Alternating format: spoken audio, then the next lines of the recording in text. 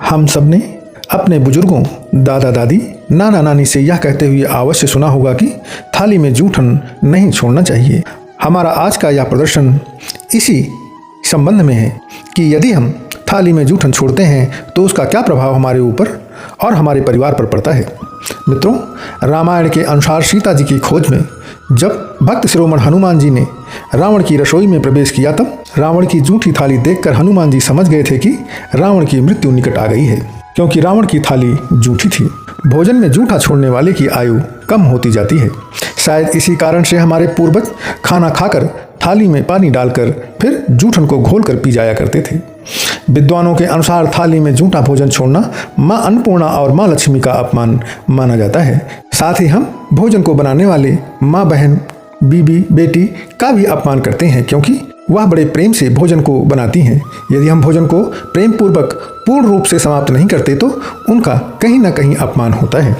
विद्वानों के अनुसार थाली में जूठा भोजन छोड़ने से आर्थिक स्थिति कमजोर होती है, साथ ही घर में आई हुई लक्ष्मी भी रूठ कर चली जाती हैं।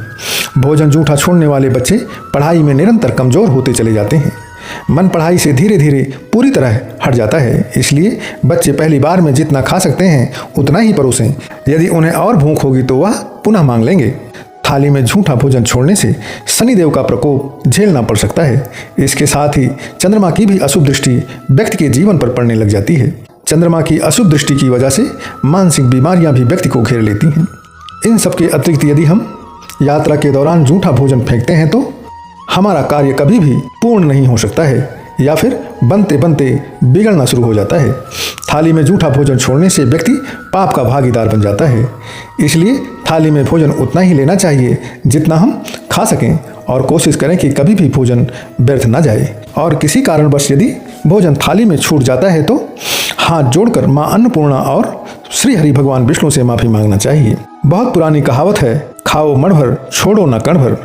आजकल एक कहावत आम हो गई है जिसे आपने भी सुना होगा, उतना ही लो थाली में, व्यर्थ न जाए नाली में। मित्रों, हमारे इस प्रदर्शन का केवल एक ही उद्देश्य है कि अन्न का एक भी कण बर्बाद नहीं होना चाहिए। जब तक अन्न मनुष्य के लायक है तब तक मनुष्य को ग्रहण करना चाहिए। जब अन्न मनुष्य के ग्रहण करने के लायक ना हो तो उसे पशु पक्षी को ग्रहण करवा देना चाहिए, लेकिन उसे फेंकना या बर्बाद नहीं करना चाहिए। इसी अन्न की व्यवस्था करने के लिए, अर्थात अपने परिवार का भरण पोषण करने के लिए, व्यक्तियों को अपने परिवारिक प्रियजनों से सालों तक दूर रहकर क्या क्या नहीं करना पड़ता है। यदि आपको हमारा यह प्रदर्शन पसंद आया है तो कृपया लाइक और शेयर करें। साथ ही हमारे इस प्रदर्शन के प्रति आप अपने विचार को कमेंट के माध्यम से अवश्य प्रेषित करें।